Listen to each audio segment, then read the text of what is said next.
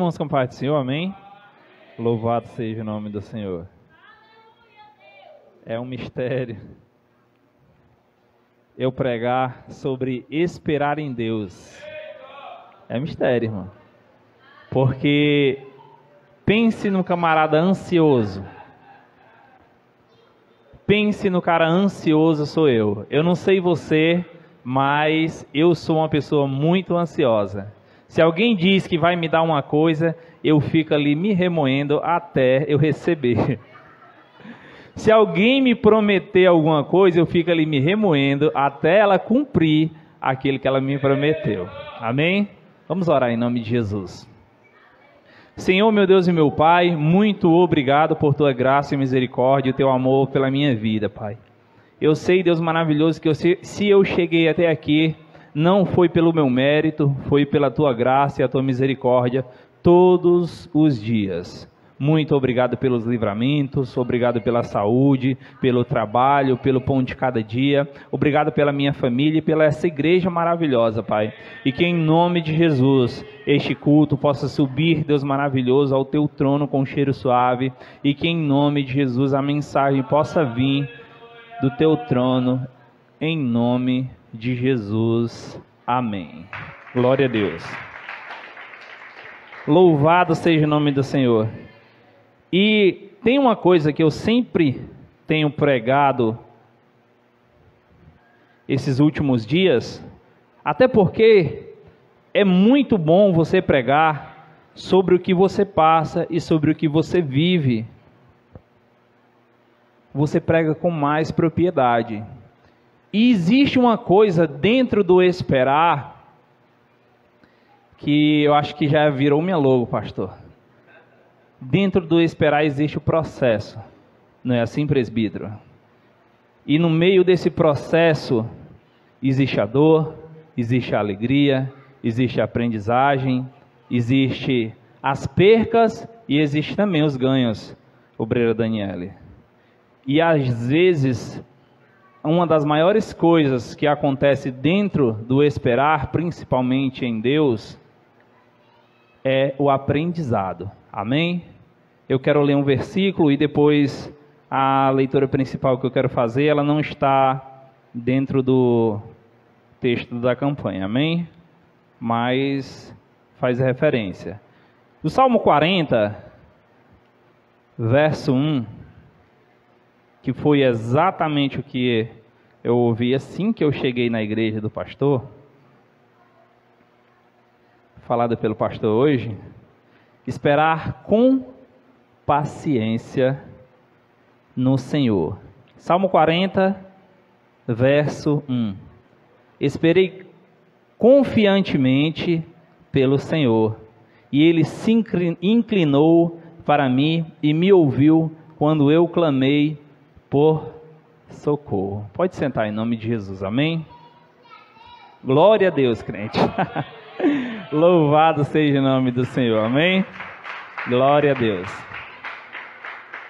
Antes de entrar no texto que eu quero ler, que vai ficar no livro de Gênesis capítulo 37, a partir do verso 4, se você já quiser ir abrindo, Gênesis 37, versículo 4.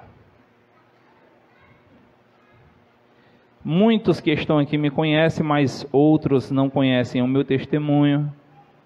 Já sabem quem é o obreiro Lucas, mas não sabem pelo que o obreiro Lucas passou para o obreiro Lucas falar tanto de processo. O obreiro Lucas, ele passou por algumas dificuldades, principalmente na infância. O obreiro Lucas já morou num barraco de plástico no meio do mato, na cidade de Morada Nova. O presbítero bem sabe. Morei no barraco de plástico para ter o que comer. O obreiro Lucas já teve que bater de porta em porta, pedindo às pessoas que pudessem contribuir com alguma coisa para que eu tivesse ter o que comer dentro de casa. O obreiro Lucas foi abandonado pelo pai. O obreiro Lucas sofreu para ajudar a mãe a criar as irmãs. O obreiro Lucas, por algum período da sua vida, já foi preso no mundo das drogas, escravizado no mundo da droga e da prostituição, bebendo e só fazendo o que não prestava no meio da rua. E já passei por diversas coisas, e eu tenho certeza e experiência para falar para você que todas essas coisas que eu passei foram permissão de Deus, para que eu pudesse alcançar aquilo que Ele tinha preparado para mim. E existem projetos, louvado seja o nome do Senhor,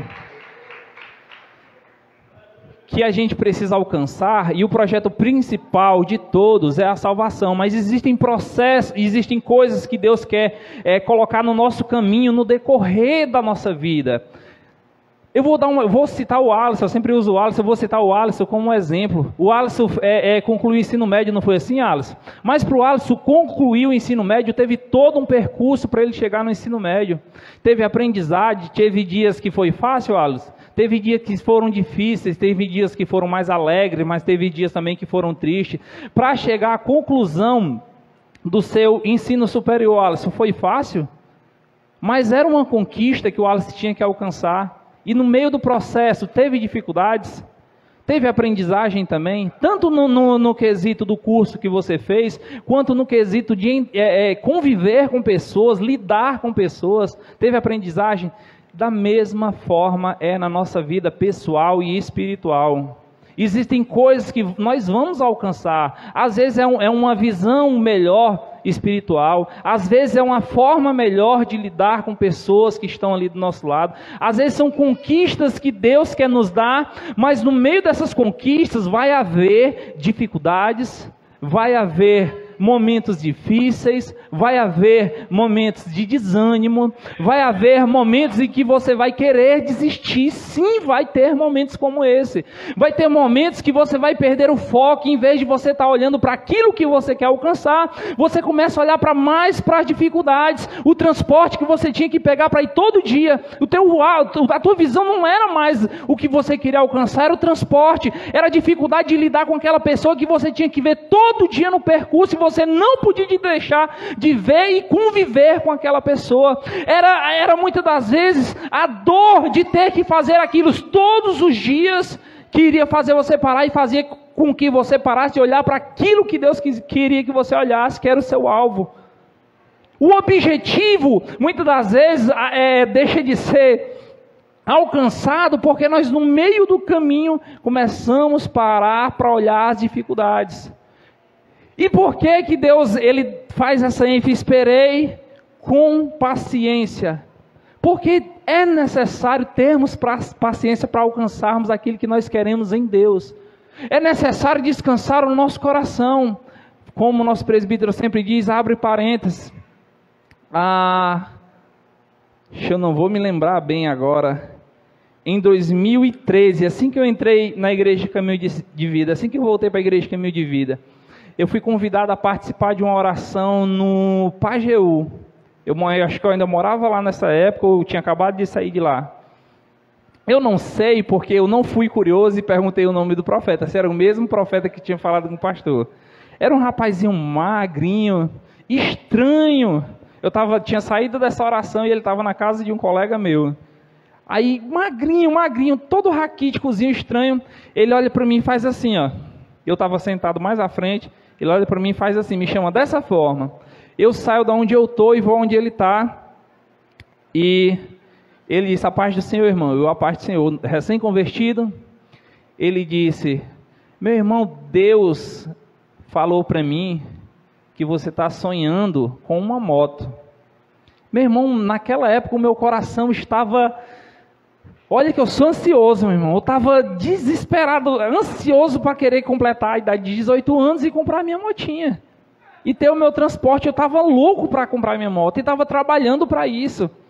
E ele disse, Deus está me mostrando a chave da moto que você está sonhando. E para você saber que é Deus que está falando, ele olha para a calça dele e diz, desse jeito, é dessa cor aqui a moto que tu quer. E era justamente a cor que eu estava almejando comprar a minha moto. E de uma forma profunda, aquele homem fala comigo, mas a minha ansiedade colocou, rapaz, Deus disse que vai me dar, então eu nem preciso me preocupar, é amanhã. Semana que vem, não. Amanhã não, é semana que vem. Na semana que vem chegou, não é mais semana que vem, não, é mês que vem. O mês que vem passou, daqui a 6 meses, certeza. Passou o ano, passou 2 anos, mas no 3º ano se cumpriu a palavra de Deus e eu consegui comprar aquela moto, graças a Deus, à vista. Mas por quê? Porque nesse percurso eu aprendi que quanto mais eu ficava ansioso, quanto mais eu aplicava o meu coração em ter aquela coisa ali, mais difícil ficava de eu alcançar. Mais tenebroso era eu ficar esperando por uma coisa que eu não via possibilidades, porque muitas das vezes, Alisson, Daniele, Regiane, os nossos sonhos são dessa forma. Às vezes, Deus diz que vai fazer uma coisa, mas a gente não enxerga como que Deus pode fazer aquilo na nossa vida, porque para os nossos olhos carnais, não existe percurso para que aquilo possa acontecer, não existe estrada, não existe porta, não existe estratégia que eu possa fazer para aquilo acontecer. Não existe visão para a gente acha que aquilo a gente não pode conseguir.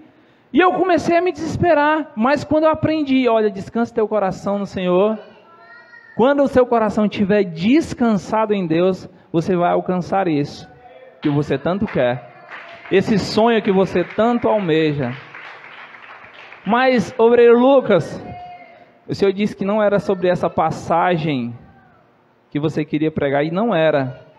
Deus tocava no meu coração em falar, sentado mesmo, que é uma leitura um pouquinho extensa, no livro de Gênesis, capítulo 36, verso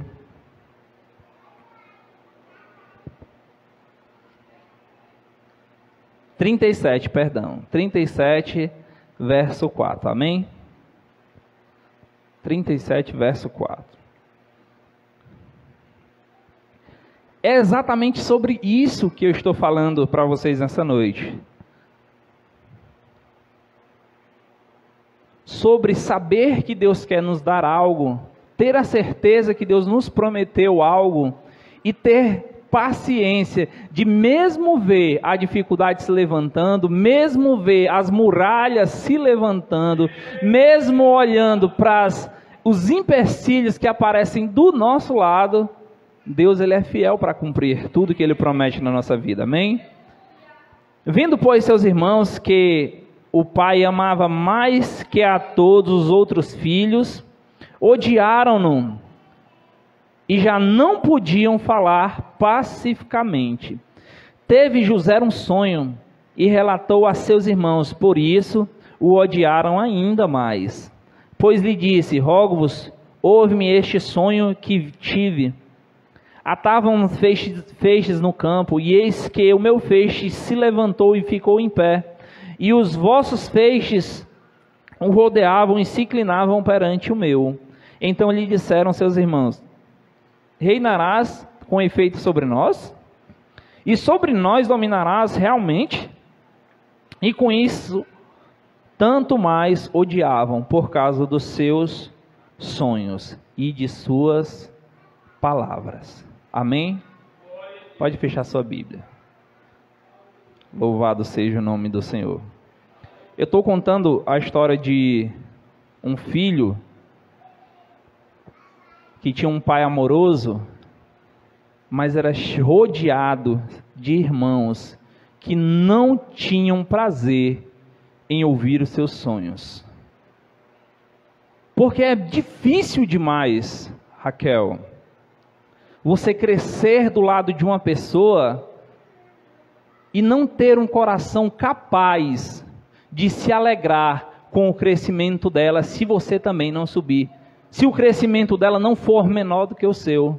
Se as vitórias delas não forem menores que as suas. Se a alegria dela não for menor do que as suas. Sabe aquele tipo de pessoa que você conta uma coisa e ela olha para você e quer contar uma coisa superior e não consegue de maneira nenhuma se alegrar com tuas conquistas. Não consegue de maneira nenhuma se alegrar com tuas pequenas vitórias.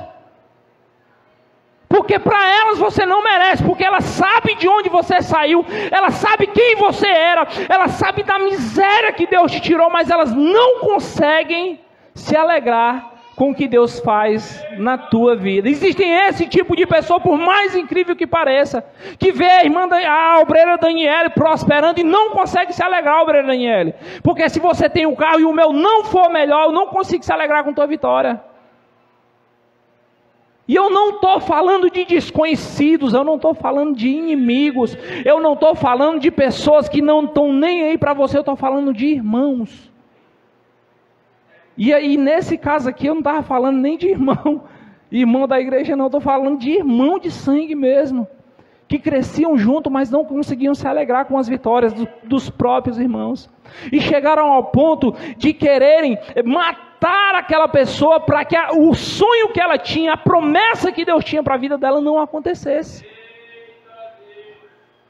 Existem pessoas que são tão invejosas, que não conseguem se alegrar, e sentem prazer em ser um empecilho para fazer com que aquilo não aconteça na tua vida. Existem pessoas que não alcançam, não querem alcançar, mas também não se alegram se tu alcançar, presbítero Adriano. E muito pelo contrário, eu vou ser empecilho para você alcançar aquilo. Você sabia que quando você fala mal de uma pessoa para outra, você está sendo um empecilho na vida dela, para que portas possam se abrir? Talvez o pastor queria até contratar o Alisson para administrar a loja Desejo. Mas eu cheguei para o pastor e disse, olha, o Alisson é mau caráter. O Alisson, não confie no Alisson. Ele enganou fulano, ele enganou cicano, ele roubou a última loja que ele trabalhava, quebrou a loja. É verdade? Não! Mas se a pessoa sente prazer em queimar teu filme para tu não alcançar aquilo que tu poderia alcançar, aquelas promessas que Deus tinha feito para ti, como fez essa noite aqui. Existem pessoas que são capazes, Alice, de inventar mentiras para que tu não alcance aquilo que ela nunca vai alcançar. E não é porque Deus não queira fazer na vida dela, não. É porque o coração dela é tão fechado em olhar para a tua vida que ela não consegue enxergar os planos que Deus tem para a vida dela. E na vida de José aconteceu da mesma forma. Qual era a perspectiva que José tinha de virar governador, se foi vendido por escravo, para ser escravo pelos seus próprios irmãos? Me diga qual a perspectiva que José tinha para ser governador do Egito. Mas José teve um sonho, ele acreditou nesse sonho, que o feixe dele ia se levantar e que toda a família dele ia se curvar perante ele.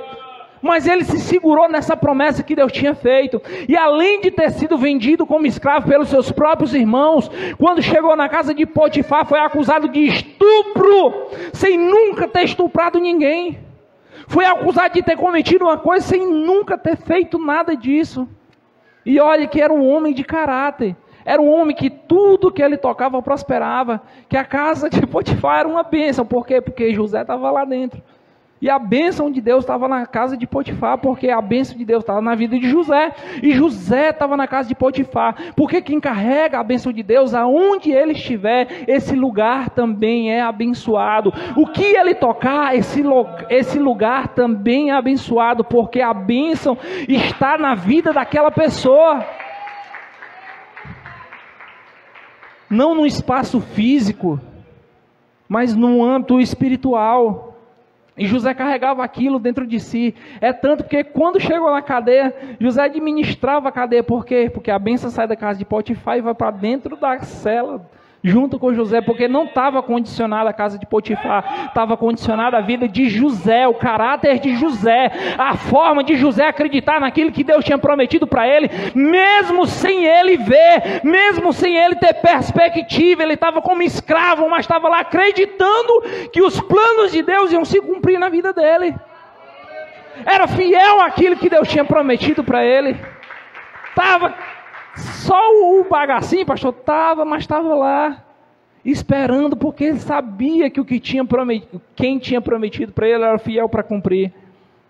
E chegou a um ponto em que todos vocês conhecem a história, em que José revelou o sonho do governador, e do nada Do nada, eu não estou falando que foi uma forma gradativa, não. José foi lá, subiu para o exército, depois foi ser general, depois foi ser aquilo, depois foi ser aquilo, depois foi ser não sei o que mais. Não, José saiu de dentro do cárcere, do lamaçal que ele estava, da prisão que ele estava, para governar a maior nação daquela época.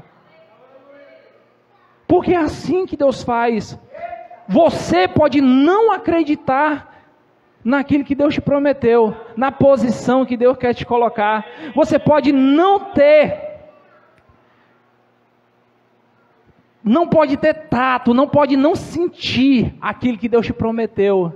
Mas se você acreditar até o fim, mesmo as pessoas que estão do teu lado, mesmo que elas não acreditem, pode ter certeza que Deus pode te tirar do cárcere, pode te tirar de uma posição de acusado, para te tornar um governador da tua história e da tua vida. Pode ter certeza que todos os planos que Deus tem para você são maiores do que o que você consegue imaginar. Eu não imaginava a passar por tudo que eu passei, a viver as coisas que eu vivi, a ter alcançado aquilo que Deus me permitiu alcançar, porque eu não tinha perspectiva. Como eu te falei, você lembra do início? Daquele menino velho que estava pedindo esmola, morando dentro de um barraco de plástico, no meio do mato, na cidade da Morada Nova? Você lembra? É o mesmo menino, presbítero, que ele fez através do Obreiro Batista ir para o galpão da Haitai, passar a ser estoquista, passar por períodos em operação de máquina, passar por período como motorista numa cidade que ele não sabia nenhuma rua, que era a cidade de Fortaleza, para fazer entrega dentro de um HR, que eu não sabia nem para onde ir, eu ia pelo GPS, pelo um carro que nem o meu gerente confiava, eu dirigi. Para ser vendedor de um e-commerce, que eu nunca trabalhei com internet. Deus fez, botou eu dentro de um e-commerce para vender, e graças a Deus eu fui um dos melhores vendedores dentro do e-commerce no período que eu estava lá. E Deus me tira de dentro de um e-commerce, presbítero que estava lá de testemunho, me leva para dentro de uma loja para trabalhar como vendedor de comercial, e para a glória de Deus eu cheguei à posição de gerente comercial daquela loja. Você consegue entender? No meio do mato da Morada Nova, passando fome, pedindo esmola, para gerenciar uma loja dentro de Fortaleza, sem ter conhecimento. Qual era a formação que tu tinha, Lucas? Nenhuma! Qual era a capacitação que tu tinha, Lucas? Nenhuma para fazer aquilo que eu estava fazendo. Era o quê? Era a presença de Deus que eu carregava dentro da minha vida, que não estava condicionada ao galpão da Haitai, que não estava condicionada à sala do e-commerce, que não estava condicionada ao balcão de atendimento da loja, mas estava na presença que eu carregava dentro da minha vida. Então, independente da sua capacidade de fazer alguma coisa, confie que o poder que opera dentro da tua vida é muito maior.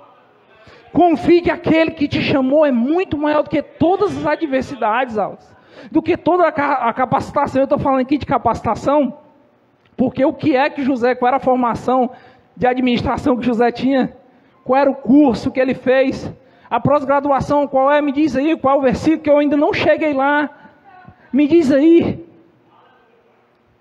Foi a capacitação de Deus, levando José todo no processo, desde o momento que ele entrou para dentro de um buraco, ao momento que ele foi carregado como escravo, a administração da casa de Potifar, a administração da prisão que ele conviveu ali, que ele teve que estar ali dentro, a chegar numa grande potência, porque a capacitação não estava no conhecimento de José, não, estava no Deus que ele carregava dentro de si, e em tudo que ele fazia.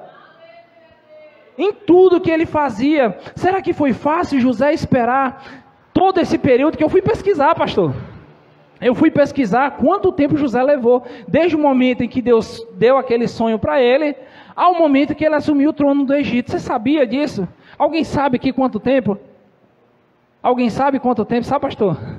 Você sabe quanto tempo levou desde o momento, o Jonas ali sabe. O Jonas sinalizou que ele sabe quanto tempo levou.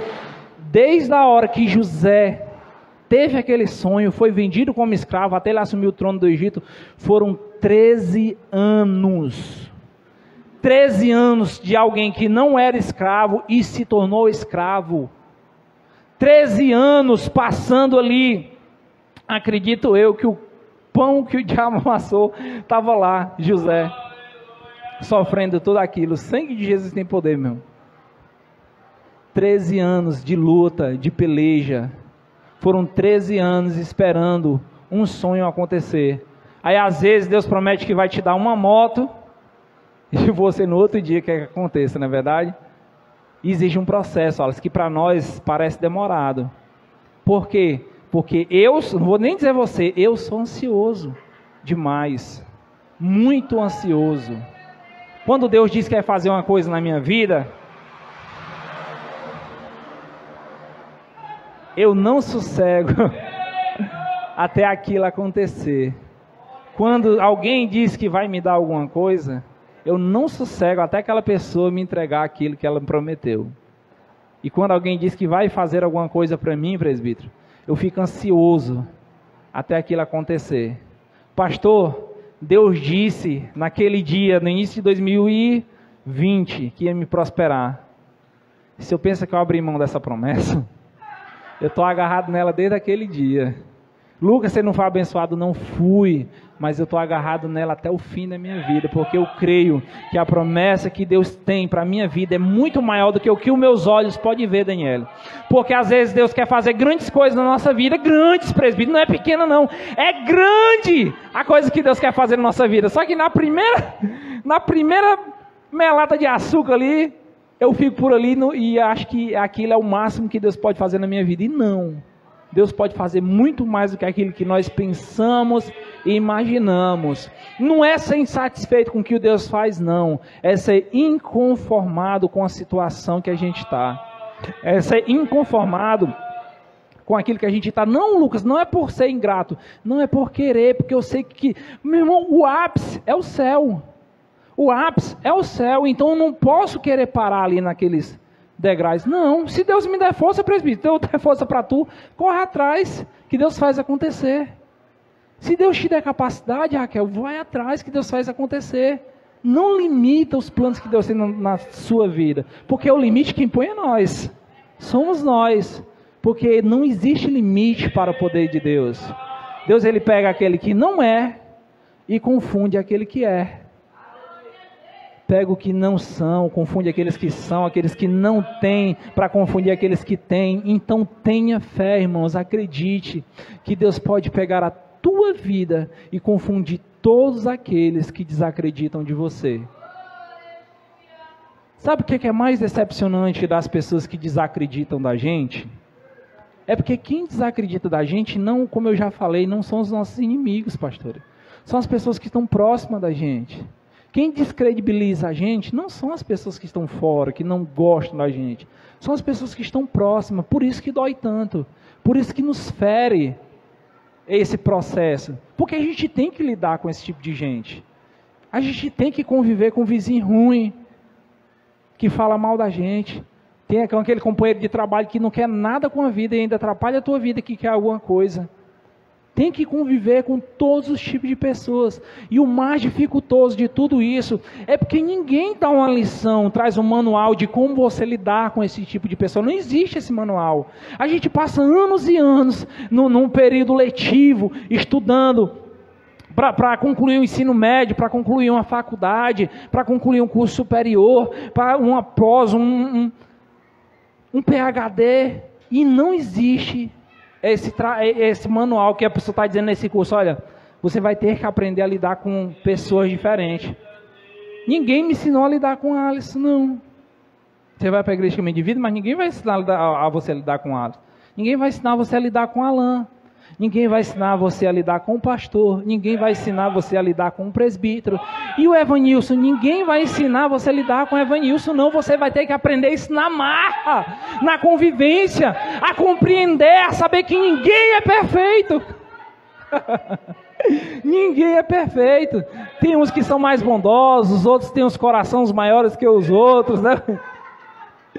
Outros são mais gentis, outros são mais ariscos, outros são mais compreensíveis, outros não compreendem nada, outros ajudam vocês em tudo, outros atrapalham você em tudo. Existem todo tipo de pessoa, e essas pessoas vão estar no percurso da sua vida, da sua vitória, da sua caminhada. E não permita que essa pessoa impeça você de alcançar os seus sonhos. Não permita, por mais que ela seja seu irmão, sua irmã, não permita que essa pessoa impeça você de alcançar aquilo que Deus tem preparado para a sua vida. Porque não é pequeno. Se está pensando que é pequeno, para de pensar pequeno, porque o que Deus tem para a tua vida é grande, é maravilhoso. Amém? Pastor, agradeço a minha oportunidade. Em nome